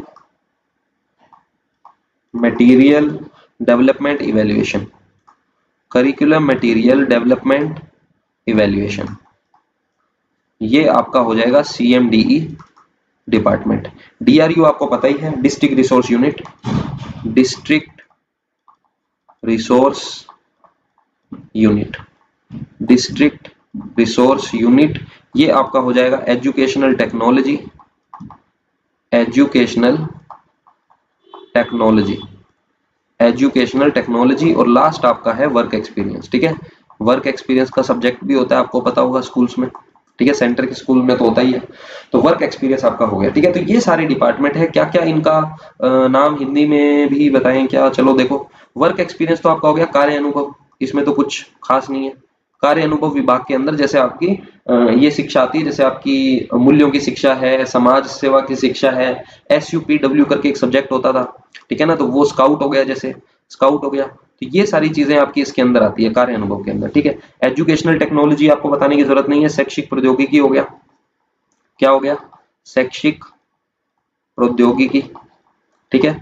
डिस्ट्रिक्ट हो गया आपका जिला संसाधन इकाई, यूनिट का मतलब हो गया इकाई, जिला संसाधन इकाई, डिस्ट्रिक्ट रिसोर्स यूनिट, ठीक है। और स्पेस बना लेते हैं चलो थोड़ा, हाँ जी देखो। उसके बाद आपका है करिकुलम मटेरियल डेवलपमेंट और इवैल्यूएशन। तो करिकुलम का मतलब आपका होता है पाठ्यक्रम, मटेरियल मतलब सामग्री, ठीक है। पाठ्यक्रम सामग्री, डेवलपमेंट हो गया विकास मूल्यांकन, पाठ्यक्रम सामग्री विकास मूल्यांकन, ये हो गई इसकी फुल फॉर्म। आगे बढ़ते हैं, आगे है आपका in service program. In service program का मतलब आपका होता है, इन सर्विस का मतलब होता है सेवारत, ठीक है ना। प्रोग्राम होता है कार्यक्रम, तो सेवारत कार्यक्रम। फील्ड इंटरेक्शन हो गया क्षेत्रीय, ठीक है। इंटरेक्शन मतलब अंतःक्रिया, तो क्षेत्रीय अंतःक्रिया। सेवारत कार्यक्रम क्षेत्रीय, ऊपर लिख रहा हूं मैं समझ जाना, अंतःक्रिया। इनोवेशन और कोऑर्डिनेशन, इनोवेशन हो गया आपका नवाचार, समन्वय हो गया कोऑर्डिनेशन, ठीक है। कोऑर्डिनेशन का मतलब हो गया समन्वय। तो ये सारे कीवर्ड्स हैं जो आप याद रख सकते हो। प्लानिंग एंड मैनेजमेंट मुझे बताने की जरूरत नहीं है, योजना व प्रबंधन, योजना व प्रबंधन विभाग, योजना व प्रबंधन विभाग, वो प्रशासनिक था जो हमने पढ़ा था, ये प्रबंधन है। प्री सर्विस यानी कि सेवा से पहले, सेवा से पहले, सेवा पूर्व शिक्षक प्रशिक्षण, सेवा पूर्व शिक्षक प्रशिक्षण। तो ये आपके सर विभाग हो गए सारे 7 के 7, और वैसे बने आपको बताएं 8। तो देखो डाइट के लिए अगर विभाग का क्वेश्चन बनेगा तो कैसे क्वेश्चन बनता है, डाइट के लिए विभाग है सर आपके 8, एकेडमिक विभाग पूछे तो 7, पिंक बुक के अकॉर्डिंग पूछे तो भी कितने हो जाएंगे, 7 हो जाएंगे। पिंक बुक कौन से विभाग को नहीं मानता है, प्रशासनिक विभाग को नहीं मानता है। किस विभाग को नहीं मानता है, प्रशासनिक को, जिसके अंदर आपका एक ही विभाग है प्रशासनिक, 7 आपके अकादमिक है इन 8 के अंदर। पहला विभाग आपका सर कौन सा है, PSTE यानी कि प्री सर्विस टीचर एजुकेशन। दूसरा है P&M planning and management. IFIC का मतलब है in service program field interaction innovation and coordination. फिर आपका आ जाता है CMDE curriculum material development and evaluation. DRU है आपका डिस्ट्रिक्ट रिसोर्स यूनिट। ET है आपका एजुकेशनल टेक्नोलॉजी। WE है आपका वर्क एक्सपीरियंस, ठीक है। तो ये सारे हिंदी में भी मैंने आपको बता दिए, याद हो जाएंगे, मुझे नहीं लगता कि इसमें कोई डाउट होगा। इन सबके काम क्या क्या है वो हम आगे जैसे जैसे क्वेश्चन आएंगे इंडिविजुअल आपको बताता जाऊंगा मैं, ठीक है। अलग अलग सभी का अभी पकड़ के सारे मैं ऐसे थ्योरी लिखने जाऊंगा तो फिर वो क्लास मजे की नहीं बचेगी, ठीक है। ज्यादा ऐसे एकदम अपने को लाइन टू लाइन भी नहीं जाना, जो जो मेन मेन काम है। अब जैसे PSTE है तो प्री सर्विस टीचर, पता चल रहा है कि ऐसे टीचर्स जो अपने बीएड वाले हैं, DLED वाले हैं, BSTC और सॉरी BSTC और DLED वाले हैं, ठीक है। इसके अंदर कौन से आ जाएंगे, BSTC और DLED वाले जो टीचर्स हैं उनकी ट्रेनिंग आ जाएगी। प्लानिंग एंड मैनेजमेंट आपको पता ही है, योजना विभाग क्या करता है, स्कूलों का स्कूल मैपिंग करता है, क्या करता है, स्कूल मैपिंग का काम कौन करता है, प्लानिंग एंड मैनेजमेंट, योजना एवं प्रबंधन विभाग। इन सर्विस जो सेवा के अंदर है उनका करिकुलम मटेरियल जो पाठ्यक्रम का निर्माण करेगा, TLM टीचिंग लर्निंग मटेरियल यानी कि पाठ्य सामग्री का निर्माण कौन करेगा, CMDE। DRU का काम क्या है, DRU के काम आपके क्या है, स्त्री शिक्षा को बढ़ावा देना, स्त्री शिक्षा को बढ़ावा देना, HIV एड्स इन जैसे मुद्दों के ऊपर कार्यक्रम आयोजित करना, स्कूलों में इसकी शिक्षा देना। तो ये सारे काम आपके DRU के अंतर्गत आ जाते हैं। ET आपको पता ही है, एजुकेशनल टेक्नोलॉजी, शिक्षा प्रौद्योगिकी, टेक्नोलॉजी से रिलेटेड जो जो नवाचार हैं उनकी बात कौन करेगा, ET करेगा। वर्क एक्सपीरियंस आपको मैंने बता ही दिया, जैसे आपके ऐसी शिक्षा जो समाज से रिलेटेड है, समाज सेवा की बात करते हैं, इसमें समाज सेवा से संबंधित जो आपकी शिक्षा है उसकी बात हो जाती है। तो ये सारी चीजें बेसिक है, मुझे नहीं लगता इसमें कोई डाउट होगा। तो 13 का हमारा बेसिकली ऑप्शन बी करेक्ट हो गया। 8 विभाग मैंने आपको बता दिए सारे लाइन से, 7 विभाग आपके ये ज्यादा इंपॉर्टेंट है जो हमने डिस्कस किए हैं, ठीक है। अकादमिक में कौन से हैं और उसमें कौन से हैं, इसमें आपको कोई कंफ्यूजन अब होनी नहीं चाहिए आई थिंक। आगे बढ़ते हैं नेक्स्ट क्वेश्चन पे, ठीक है। अकादमिक के अंदर हमारे कितने हो गए, 7 हो गए, और प्रशासनिक में 1 हो गया। अकादमिक में 7, पिंक बुक के अकॉर्डिंग भी 7, किसको नहीं मानता है, आपका प्रशासनिक को नहीं मानता, ठीक है। स्कूल मैपिंग वाला काम कौन कर रहा है, आपका P&M कर रहा है, यानी प्लानिंग एंड मैनेजमेंट। आगे बढ़ते हैं, हमसे पूछ रहा है कि क्वेश्चन नंबर 14, शिक्षा अधिगम सामग्री डाइट का कौन सा विभाग तैयार करता है। अब देखो इस क्वेश्चन में ना काफी लोगों को डाउट आएगा, इस क्वेश्चन में काफी लोगों को डाउट आएगा, ध्यान से समझना। दो चीजें बताता हूं, मैंने आपको अभी बताया कि शिक्षण अधिगम सामग्री जो है वो CDME ये विभाग तैयार करता है, curriculum development and curriculum material, sorry CMDE, फिर गलत लिख दिया गया, CMDE है भाई, CMDE, सी के साथ वो डी ऐसे ऑर्डर याद रहता है ना अल्फाबेटिकली, वैसे याद रह गया। तो CMDE curriculum material and development evaluation आपको याद रखना है। तो सीएमडीई विभाग जो है वो शिक्षा सामग्री का निर्माण करता है, शिक्षण अधिगम सामग्री का, लेकिन इसमें तो ऑप्शन ही नहीं है। इसमें तो आपका पी&एम डिपार्टमेंट है, प्रबंधन एवं योजना विभाग, ये तो होगा नहीं। शिक्षा प्रौद्योगिकी विभाग है, ये भी नहीं होगा। कार्य अनुभव विभाग तो मूल्य जो समाज सेवा है उससे रिलेटेड शिक्षा देता है। प्रशासनिक विभाग तो ये काम नहीं करता। तो अब इसमें से कौन सा सेलेक्ट करें? देखो यहाँ ध्यान से समझना, थोड़ा सा दिमाग लगाना पड़ेगा, हमें इन चारों के अंदर से बेस्ट ऑफ चॉइस सेलेक्ट करनी है। तो कार्य अनुभव विभाग जो है, मैंने आपको बताया क्या वो समाज सेवा की शिक्षा देता है? समाज सेवा शिक्षा देता है, बिल्कुल देता है। ठीक है, तो इससे रिलेटेड जो भी शिक्षण अधिगम सामग्री होगी, इससे संबंधित जो भी शिक्षण अधिगम सामग्री होगी, या फिर मोर स्पेसिफिकली मैं ऐसे कह सकता हूं कि कार्य अनुभव विषय जो है आपका, कार्य अनुभव जो सब्जेक्ट है, वर्क एक्सपीरियंस एक सब्जेक्ट होता है, जैसा कि मैंने आपको बताया सीबीएसई स्कूल्स में आपको देखने को मिलता है, या जो अपने सेंटर के हैं एनवीएस, केवीएस, ईएमआरएस, इन स्कूल्स में आपको वर्क एक्सपीरियंस देखने को मिलता है। इसके बाकायदा टीचर भी होते हैं। ठीक है, हमारे एक जानकार सर हैं, वर्क एक्सपीरियंस के टीचर हैं वो, टीजीटी। तो कार्य अनुभव विषय जो है आपका लगता है जिसके अंदर ये सारी शिक्षा दी जाती है। जैसे आपने बचपन में पढ़ा होगा, अपने आरबीएससी में भी ये सब्जेक्ट लगता था, जिसको अपने कह देते थे कि आज तो ऐसे ही मेरा पेपर है, फर्जी सा पर्यावरण का पेपर है जी मेरा, ऐसे ही समाज शिक्षा का पेपर आज तो मेरा। तो ये वो वाले सब्जेक्ट्स हैं, ठीक है, जिनको ज्यादा आप वो कंसीडर नहीं करते वैल्यूएबल, क्योंकि मार्क्स ऐड नहीं होते, इसलिए नहीं वैल्यूएबल कंसीडर करते, नॉर्मल सी बात है ना। तो इस सब्जेक्ट की कार्य अनुभव विषय की जो सामग्री होगी वो तो यही बनाएगा ना, नॉर्मल सी बात है। तो इन चारों के अंदर से बेस्ट चॉइस आपकी हो जाएगी कार्य अनुभव शिक्षा विभाग जो है, सॉरी कार्य अनुभव विभाग जो है कार्य अनुभव विषय से संबंधित शिक्षण अधिगम सामग्री का निर्माण करेगा। लेकिन वैसे अगर इसके अंदर ऑप्शन होता सीएमडीई का, यानी पाठ्यक्रम वाला ऑप्शन होता, पाठ्यक्रम सामग्री विकास मूल्यांकन, तो हम उसके साथ जाते, क्योंकि वो ज्यादा बेस्ट चॉइस होती है हमारी, है ना। आई थिंक ये समझ में आ गया होगा, कोई इसमें डाउट होगा नहीं। आगे बढ़ते हैं, डाइट की नोडल एजेंसी कौन सी है? तो सर मैंने आपको लास्ट क्लास में बताया ही था, डाइट की नोडल एजेंसी आपकी आरएससीईआरटी है। आरएससीईआरटी की नोडल एजेंसी कौन सी है? राजस्थान प्रारंभिक शिक्षा निदेशालय। ये प्रारंभिक शिक्षा निदेशालय है कहाँ पे? प्रारंभिक, राजस्थान प्रारंभिक, चलो थोड़ा सा मैं रिवाइज करा ही देता हूँ पीछे की क्लासेस का। राजस्थान प्रारंभिक शिक्षा निदेशालय है सर आपका बीकानेर में। ये किसकी नोडल एजेंसी है? ये किसकी नोडल एजेंसी है? आरएससीईआरटी के। और डाइट की नोडल एजेंसी कौन है?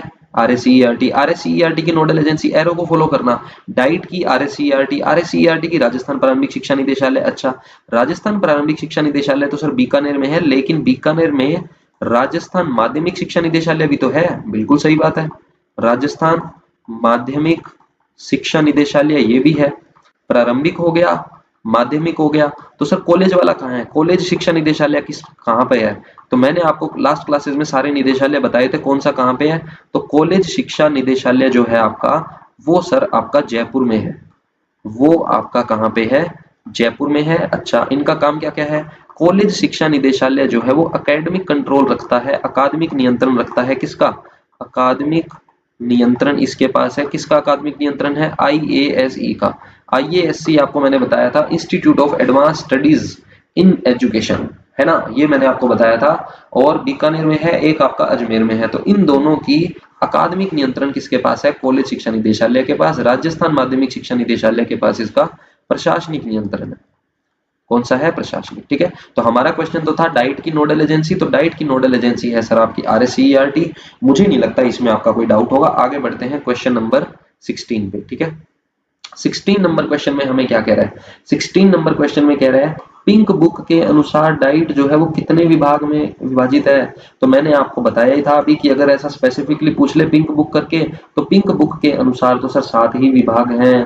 पिंक बुक के अनुसार किस विभाग को ये नहीं कंसीडर करता है? प्रशासनिक विभाग को। किसको नहीं कंसीडर करता? प्रशासनिक विभाग को ये कंसीडर नहीं करता है। आपका कौन?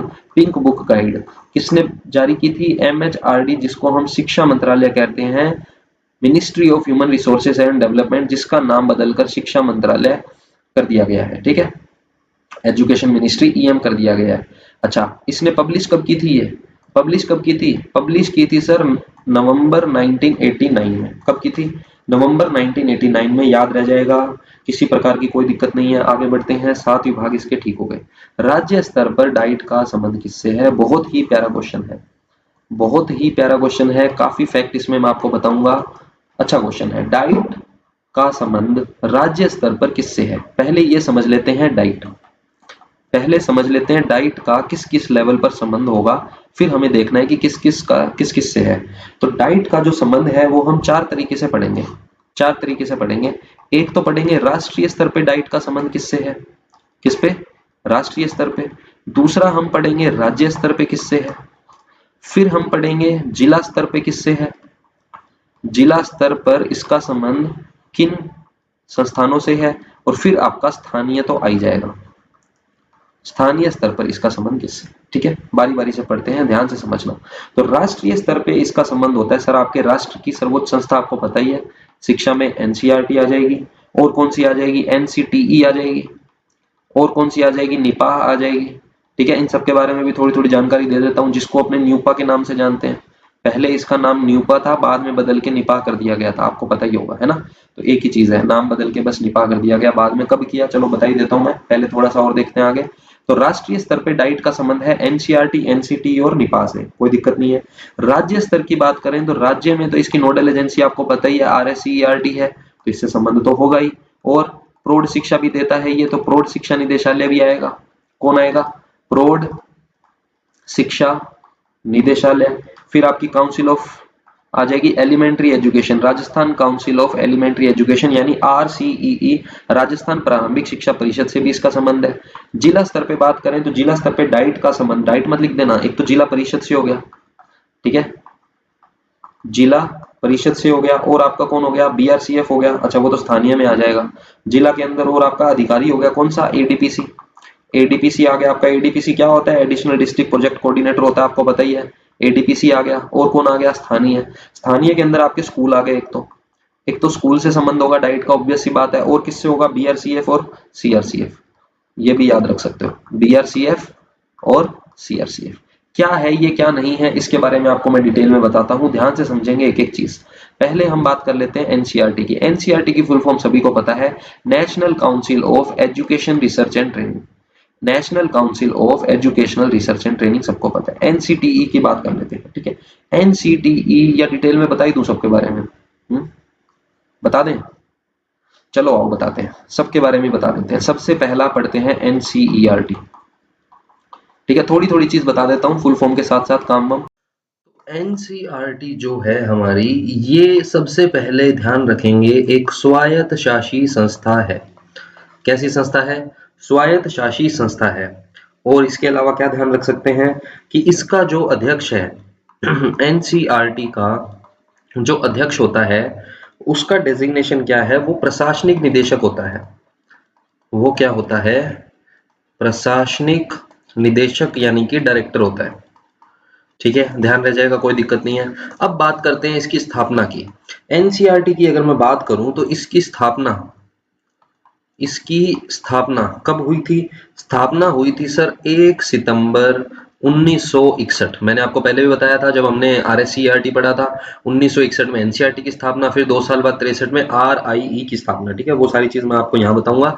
अच्छा, अगर थोड़ा सा और डीप जाए कि स्थापना यहाँ हुई तो थी, लेकिन की किसने उस टाइम के शिक्षा मंत्री आपके शिक्षा मंत्री श्री कालूराम श्रीमाली जी, श्री कालूराम श्रीमाली जी ने स्थापना की थी। ठीक है, उनके द्वारा स्थापना हुई थी। हुई कहां पे थी, नई दिल्ली में, ये बताने की जरूरत नहीं है, न्यू दिल्ली में आपका इसका ऑफिस है, आपको पता ही है। तो एनसीईआरटी जो है स्वायत्त शासी संस्था है, अध्यक्ष है प्रशासनिक निदेशक इसके होते हैं। 1 सितंबर 1961 में इसकी स्थापना उस टाइम के शिक्षा मंत्री, तत्कालीन शिक्षा मंत्री श्री कालूराम श्रीमाली जी द्वारा की गई, न्यू दिल्ली के अंदर। ठीक है, उसके अलावा और क्या याद रख सकते हो, और याद रख सकते हो इसकी यूनिट्स कौन कौन सी हैं। इसकी 3 यूनिट्स बेसिकली आप याद रख सकते हो, 1 2 3। कौन कौन सी 3 यूनिट्स हैं सर, मैं बता देता हूं। एक तो है आपका एनआईई, दूसरा आपका रीजनल इंस्टीट्यूट ऑफ एजुकेशन, और तीसरा है सीआईईटी। क्या क्या है ये, क्या इनका फुल फॉर्म है वो भी बता देता हूं। एनआईई है basically national institute of education, क्या है, national institute of education, national institute of education, ये है आपका एनआईई। ठीक है ना। और आरआईई आपको पता ही है, रीजनल 1963 में, ठीक है, रीजनल इंस्टीट्यूट ऑफ, ये इसी के पार्ट्स हैं, आप ये समझ लो एनसीईआरटी के, ठीक है, regional institute of education, regional institute of education. फिर आ जाता है आपका CIET। CIET का मतलब होता है सेंट्रल इंस्टीट्यूट।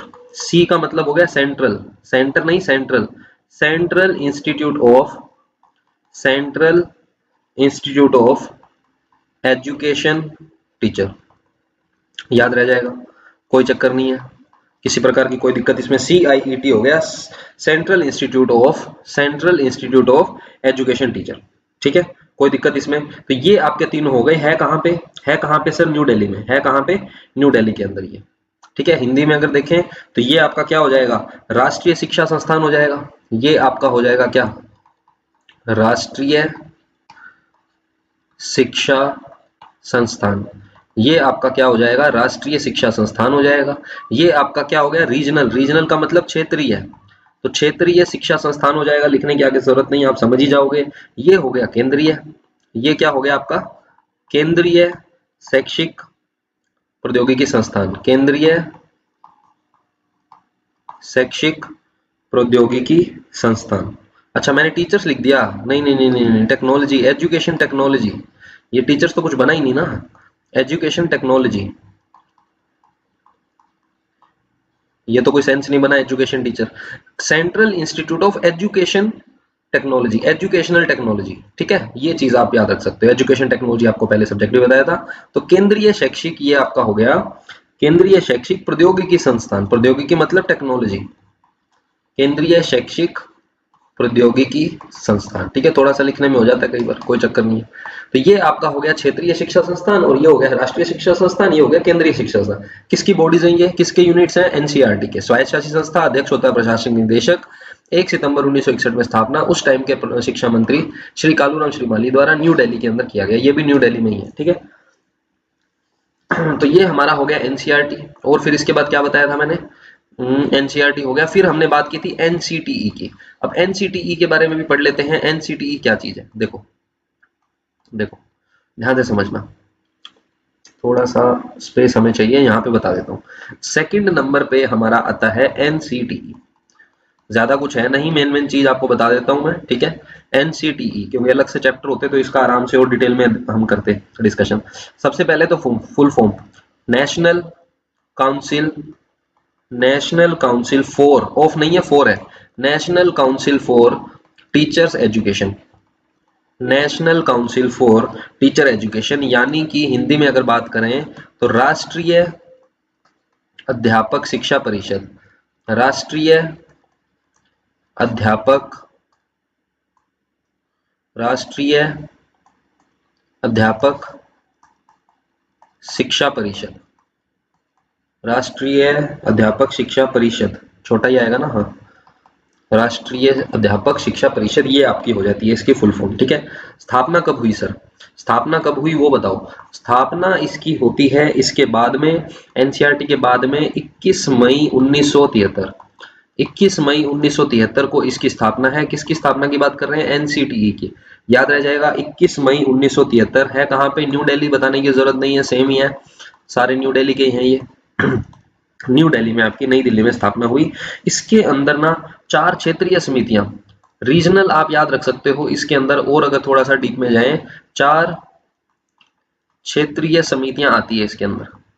कहाँ कहाँ पे हैं वो, अब देखो नेशनल बात हो रही है तो ऑब्वियसली राजस्थान में तो होंगी नहीं चारों, कहाँ कहाँ पे होंगी, एक है आपकी जयपुर में, एक है राजस्थान में जो कि है आपकी जयपुर में, दूसरी है आपकी बेंगलोर में, कहाँ पे है, बेंगलोर, जिसको बेंगलुरु कहते हैं अब, ठीक है। फिर है आपकी भुवनेश्वर और भोपाल, भुवनेश्वर और भोपाल, इन चारों जगह पर इसकी रीजनल कमेटी बनाई हुई है, क्षेत्रीय समितियां बनाई है एनसीटीई की। इनका काम क्या क्या होता है एनसीटी का, एनसीटी का एक काम तो है शिक्षकों की नियुक्ति करना। क्या काम है, शिक्षकों की नियुक्ति करना, उनके लिए मिनिमम एजुकेशन क्वालिफिकेशन क्या चाहिए उसका निर्धारण करना, मिनिमम एजुकेशन क्वालिफिकेशन निर्धारण करना, शिक्षक संस्थानों को मान्यता प्राप्त करना, मान्यता देना। शिक्षण जो संस्थान है उनको अगर मान्यता देनी है तो कौन देगा? एनसीटीई देगा, national council for teachers education. अध्यापक शिक्षा के कार्यक्रम भी इसमें आ जाएंगे, ठीक है। तो ये हो गया हमारा। और हमने क्या पढ़ा था? न्यूपा। हाँ जी, चलो न्यूपा पे आते हैं। और स्पेस बना लेते हैं, कोई चक्कर नहीं है, जगह बहुत है अपने पास। टेक्नोलॉजी का यही फायदा है। सॉरी, बोर्ड तो क्या भर जाता है, इसमें कितना ही लिखते रहो कोई चक्कर नहीं है, इसमें कितना ही लिखते रहो कोई चक्कर नहीं है, आराम से काम चलता है। तो स्पेस बना लेते हैं अपने अच्छा खासा, ठीक है, क्योंकि हमें काफी चीजें डिस्कस करनी है ना, हमें काफी चीजें डिस्कस करनी है। ये हम खींच लेते हैं लाइक, ठीक है, ओके। अब हम डिस्कस करते हैं हमारा आगे निपा, जिसको पहले कहते थे न्यूपा। सारी चीज बता देता हूँ, न्यूपा से निपा कब हुआ, फुल फॉर्म किसकी क्या है। तो पहले तो ये ध्यान रखना कि न्यूपा का मतलब क्या है। न्यूपा का मतलब है national university of, national university, national university of educational planning, national university of educational. P का मतलब हो गया planning and administration, planning and administration, national university of educational planning and administration. यानी कि ये आपकी हो जाती है national university of educational planning and administration. Planning आपको पता ही है, प्रबंधन हो गया, ठीक है। एजुकेशनल शैक्षिक हो गया, यूनिवर्सिटी आपको पता ही है विश्वविद्यालय हो गया, और नेशनल यानी राष्ट्रीय। तो इसमें कोई दिक्कत नहीं है, ठीक है। इंग्लिश में याद रखना इजी रहता है थोड़ा, ये चक्कर है, और कोई बात नहीं है। तो न्यूपा से बन गया निपा, न्यूपा से क्या बन गया? निपा। अब ये निपा क्या चीज है, कोई ज्यादा फर्क है नहीं, इसी तरीके से हम समझेंगे। निपा में ये हो गया नेशनल इंस्टीट्यूट, निपा का मतलब हो गया नेशनल इंस्टीट्यूट ऑफ। तो वो क्या नेशनल नहीं था क्या? ये भी तो नेशनल था। जी नहीं, फर्क बताता हूं दोनों में। National institute of educational planning, national institute, national institute of educational planning and administration,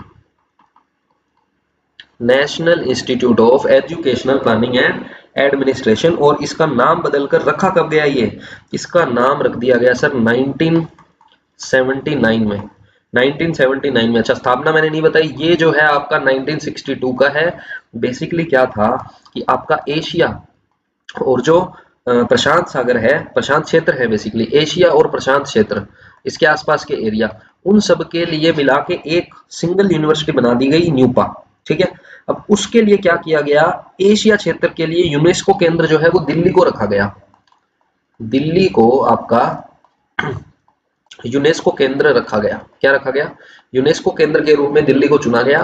फिर बाद में हमने इसको हमारे नेशनल इंपोर्टेंस का बना लिया, निपा के नाम से, national institute of educational planning and administration, 1979, राष्ट्रीय शैक्षिक योजना एवं प्रशासन संस्थान। हिंदी में अगर किसी को चाहिए तो मैं लिख देता हूं, ऊपर वाला हो जाएगा राष्ट्रीय विश्वविद्यालय, ये हो जाएगी संस्थान। कौन सी संस्थान?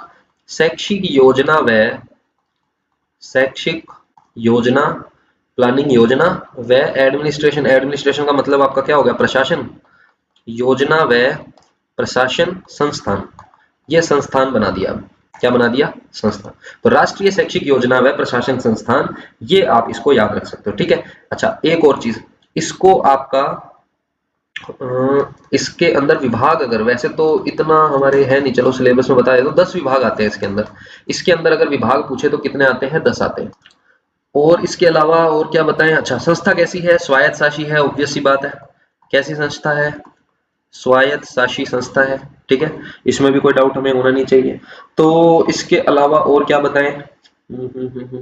बस, ठीक है। तो ये तीनों अपने हो गए जो हम यहाँ डिस्कस कर रहे थे, ठीक है। हम यहाँ पे जो डिस्कस कर रहे थे ये हो गए हमारे, एनसीईआरटी हो गया, एनसीटी हो गया, निपा हो गया। आरएससीईआरटी हम पढ़ चुके हैं, प्रौढ़ शिक्षा निदेशालय हमें पता ही है क्या होता है, बहुत बार मैंने डिस्कस कर लिया। आरसीईई का क्या मतलब? देखो, आरसीईई का मतलब है आपका Rajasthan council of, Rajasthan, Rajasthan council of elementary education, Rajasthan council of elementary education. क्या किसका मतलब है ये? आरसीईई का मतलब है, जिसको अगर मैं लिखूं हिंदी में आपका हो जाएगा क्या? राजस्थान प्रारंभिक शिक्षा परिषद, राजस्थान प्रारंभिक शिक्षा परिषद, ये आपका सर क्या हो जाएगा, RCEE हो जाएगा। किसकी हम बात कर रहे हैं, राजस्थान प्रारंभिक शिक्षा परिषद। ठीक है, ओके।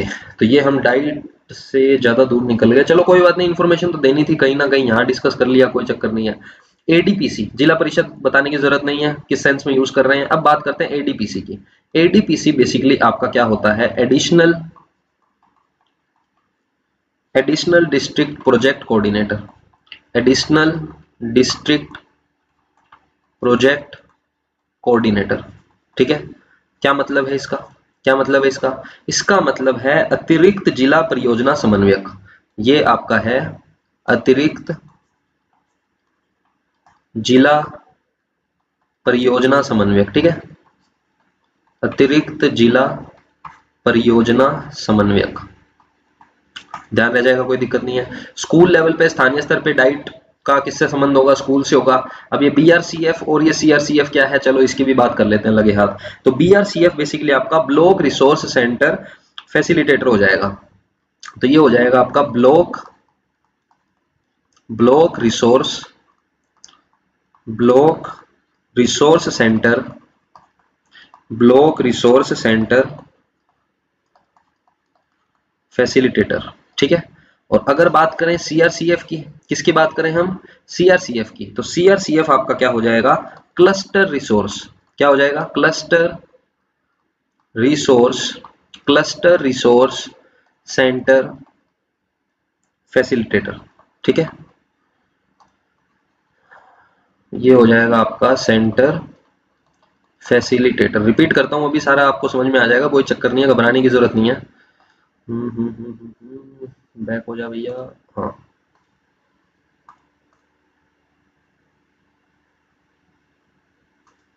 हाँ जी, ये हो गया आपका क्लस्टर रिसोर्स सेंटर फैसिलिटेटर। ये आपका हो गया ब्लॉक रिसोर्स सेंटर फैसिलिटेटर, जिसकी अगर बात करें हम, मतलब क्या हो जाएगा, मतलब हो जाएगा ब्लॉक संसाधन केंद्र सुगम करता। ये हो जाएगा आपका ब्लॉक संसाधन केंद्र सुगम करता। ठीक है, अकेला बीआरसी और सीआरसी भी लिखा हुआ मिलता है तो कोई चक्कर नहीं है, इसमें एफ लगाओ नहीं लगाओ, बीआरसी सीआरसी से भी समझ जाना कि ब्लॉक रिसोर्स सेंटर और क्लस्टर रिसोर्स सेंटर की हमारी यहाँ बात हो रही है। ठीक है, तो हमारा बेसिकली क्वेश्चन क्या था, हम क्वेश्चन से थोड़ा भटक गए शायद, थोड़ी ज्यादा डिटेल आपको बता दी, इतनी शायद काम की नहीं थी, बट ठीक है, एक्स्ट्रा हमें तैयार रहना है नए क्वेश्चन के लिए। तो राज्य स्तर पर डाइट का संबंध किससे है, ये हमसे पूछा था। तो राज्य स्तर पे मैंने आपको बताया आरएससीईआरटी प्रौढ़ शिक्षा निदेशालय और आरसीईई से संबंध है। तो इससे भी है और इससे भी है, तो मतलब कहने का ऑप्शन हमारा कौन सा करेक्ट हो जाएगा, हमारा ऑप्शन यहाँ पे करेक्ट हो जाएगा कौन सा, सी। किसी प्रकार का कोई आपको डाउट इसमें नहीं होना चाहिए, ध्यान से समझना मैंने आपको इसमें क्या क्या बताया है। डाइट का संबंध राष्ट्रीय स्तर पे एनसीईआरटी, एनसीटी और निपा से है। एनसीईआरटी में मैंने आपको क्या बताया, एनसीईआरटी में मैंने आपको ये सब बताया है, समझो ध्यान से। एनसीईआरटी में मैंने आपको ये बताया कि जो एनसीईआरटी है वो एक स्वायत्तशासी संस्था है, अध्यक्ष इसका प्रशासनिक निदेशक होता है। शिक्षा मंत्री उस टाइम के कालूराम श्रीमाली जी ने 1 सितंबर 1961 में इसकी स्थापना की थी, और स्थापना हमारी की कहाँ पे है, इसकी न्यू दिल्ली में। उसके बाद इसकी यूनिट्स की बात करें तो 3 यूनिट्स इसके अंतर्गत आते हैं, 3 तत्व हैं इसके, NIA national institute of education, regional institute of education, central institute of educational technology, याद रह जाएगा, कोई चक्कर नहीं है। फिर हमने इसके बाद पढ़ा सर एनसीटीई। एनसीटीई के अंदर हमने क्या पढ़ा, हमने ये देखा कि एनसीटीई का मतलब है national council for teachers education. काम क्या करता है, शिक्षकों की नियुक्ति, मिनिमम एजुकेशन क्वालिफिकेशन क्या होनी चाहिए, शैक्षिक अर्हता क्या होनी चाहिए, शिक्षण संस्थानों को मान्यता देने का काम कौन करेगा, एनसीटी। इसकी 4 मुख्य क्षेत्रीय समितियां हैं, क्षेत्रीय समितियां बता रहा हूं मैं। ठीक है, रीजनल जयपुर में है, बेंगलोर में है, भुवनेश्वर है, भोपाल में, भारत में 4 है। राष्ट्रीय अध्यापक शिक्षा परिषद इसको कहते हैं। न्यू दिल्ली के अंदर 21 मई 1973, याद रखना है, कब ध्यान रखना है, 21 मई 1973, और वो हुआ था आपका एनसीईआरटी सितंबर 1961 में। ठीक है, वो हुई थी आपकी सितंबर 1961 में, ये है आपकी मई 1973 में। फिर आपका आ जाता है न्यूपा। न्यूपा बेसिकली क्या है, एशिया और प्रशांत क्षेत्र के जो हैं उसको कंबाइन करके यूनेस्को केंद्र बना दिया गया दिल्ली। 1962 की ये बात है। National university of educational planning and administration, योजना और प्रशासन संस्थान है ये शिक्षा के लिए, जिसका नाम बदलकर निपा कर दिया गया। स्वायत्तशासी संस्था है। निपा कब किया, 1979 में। 10 विभाग इसके अंदर आते हैं। ठीक है। कौन कौन से हैं इसमें, फुल फॉर्म क्या है इसकी, national institute of education planning and administration, ये हमें याद रह जाएगा। उसके बाद हम डिस्कस कर रहे थे कि राज्य स्तर पे डाइट का संबंध किससे है। राज्य स्तर पे डाइट का संबंध है आपका Rajasthan state council of educational research and training यानी RSCRT से, प्रौढ़ शिक्षा निदेशालय से, और आपका है कौन सा, RSCE। RSCE का आपका मतलब क्या हो गया सर, RSCE का मतलब हो गया Rajasthan council of elementary education. क्या मतलब हो गया इसका, Rajasthan council of Rajasthan council of elementary education यानी कि राजस्थान प्रारंभिक शिक्षा परिषद। फिर जिला स्तर पे आपका ADPC यानी कि एडिशनल डिस्ट्रिक्ट प्रोजेक्ट कोऑर्डिनेटर, अतिरिक्त जिला परियोजना समन्वयक। डाइट का संबंध स्थानीय स्तर पे स्कूल, BRC और CRC से होता है, ठीक है। तो इसका ऑप्शन हमारा C करेक्ट हो गया। आगे बढ़ते हैं, क्वेश्चन पे आते हैं। नेक्स्ट हमारा क्वेश्चन है राष्ट्रीय स्तर पर डाइट का संबंध किससे है। तो अभी इतनी महाभारत आपको सुनाई है, डाइट का संबंध राष्ट्रीय स्तर पे आपको मैंने बताया था किससे होता है, NCERT से भी है, न्यूपा से भी है, जिसका नाम बदल के 1979 में क्या कर दिया गया, निपा कर दिया गया। क्या कर दिया गया, Nipah, national institute of educational planning and administration. तो ये दोनों ही हैं, ये दोनों ही हैं। इसके अलावा NCTE भी दे देता तो भी कोई दिक्कत नहीं थी। इन दोनों के अलावा और किससे संबंध है सर, NCTE से, कोई दिक्कत नहीं है। आगे बढ़ते हैं, 19 नंबर क्वेश्चन में हमें क्या कह रहा है कि मानव संसाधन विकास मंत्रालय द्वारा किस संस्थान को शिक्षा क्षेत्र में लाइट हाउस की संज्ञा दी गई है। तो मैंने आपको बताया था डाइट को इन्होंने शिक्षा प्रशिक्षण क्षेत्र में लाइट हाउस की संज्ञा दी है। किसने, MHRD ने। किसने संज्ञा दी है, MHRD ने। MHRD ने कोई नवंबर में कुछ किया था क्या, क्या किया था नवंबर 1989 में, इन्होंने सर एक पुस्तिका निकाली थी जिसका नाम था पिंक गाइड। क्या था, पिंक गाइड। तो ये भी हमें याद रखना है फैक्ट। आई थिंक इसमें आपको कोई डाउट नहीं है, याद हो गया होगा, बहुत बार मैंने रिपीट करवा दिया। आगे बढ़ते हैं, आगे बढ़ते हैं। लास्ट क्वेश्चन है आज का ये, बाकी हम करेंगे नेक्स्ट वीडियो में, काफी बड़ी क्योंकि ये वीडियो हो गई है। राष्ट्रीय शिक्षा नीति 1986 में प्रारंभिक शिक्षा के विकास के लिए किस संस्थान को स्थापित करने की सिफारिश की गई थी। तो राष्ट्रीय शिक्षा नीति 1986 में प्राथमिक शिक्षा के लिए किसकी सिफारिश की गई थी। देखो ध्यान से समझना, यहाँ पे ये वर्ड इंपॉर्टेंट है, प्राथमिक शिक्षा, वरना इस नीति के तहत तो RSCRT की भी स्थापना की गई थी, लेकिन क्योंकि ये प्राथमिक शिक्षा पूछ रहा है तो प्राथमिक शिक्षा के लिए किसकी स्थापना की गई थी, आपके डाइट की स्थापना की गई थी। आई थिंक आपको इसमें कोई डाउट नहीं होगा। बहुत ही अच्छी हमारी क्लास है, इतने ही क्वेश्चन इसमें करेंगे, बाकी क्वेश्चन आपको नेक्स्ट वीडियो में दूंगा। तो thank you very much for watching. इसी तरह से अपना प्यार बनाए रखें, ज्यादा से ज्यादा इस वीडियो को लाइक करें, शेयर करें और कमेंट करें। कमेंट्स आप सबके मैं पढ़ता हूं, आपको रिप्लाई जरूर देता हूं, लेट भले ही हो जाए बट रिप्लाई सबको देता हूं। तो शेयर कैसे करना है वो भी आपको मैंने बताया था, व्हाट्सएप स्टेटस पर, अपने व्हाट्सएप स्टेटस पर जरूर शेयर करना मेरी ये वीडियोस को। मेरे लिए बस इतना कर दो, I am really grateful to you. इतना करेंगे तो आपको इसी टाइप से वीडियोस आगे मिलती रहेंगी, और भी सब्जेक्ट्स हमें डिस्कस करने हैं अगर टाइम मिलेगा तो इसके अलावा आपको अगर इसकी PDF चाहिए तो आप टेलीग्राम हमारा ज्वाइन कर सकते हो, जिसका डिस्क्रिप्शन में मैंने लिंक प्रोवाइड कर रखा है, वहां पे आपको सभी PDFs अवेलेबल हो जाएगी। Okay, thank you very much for watching, see you in the next class.